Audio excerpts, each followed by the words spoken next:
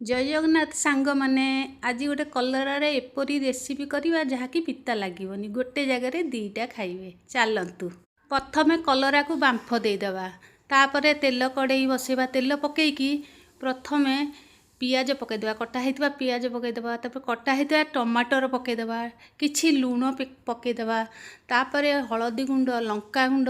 धनिया गुंड जीरा गुंड पकईदेबा भल कि कषि साइला परे से सिझा आलू दीटा चकड़ी देबा चकड़ी की कषिदेबा आमर आगु जो सिझा मंजी गुड़ा काढ़ी कलरारू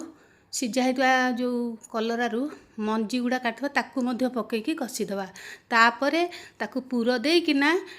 कॉर्नफ्लोर पाउडर रे गोलेकिना तेल रे एपरी भाजीदेबा ऊपर टिके लुण छिंचीदेबा लुण पड़ी नथिला तापर घोरे देकी एमती एमती भाजिले कलरार यही भाया रेसिपी हम खाया जमा पिता लगे गोटे जगार दीटा खाइबे कलरार रेसिपी के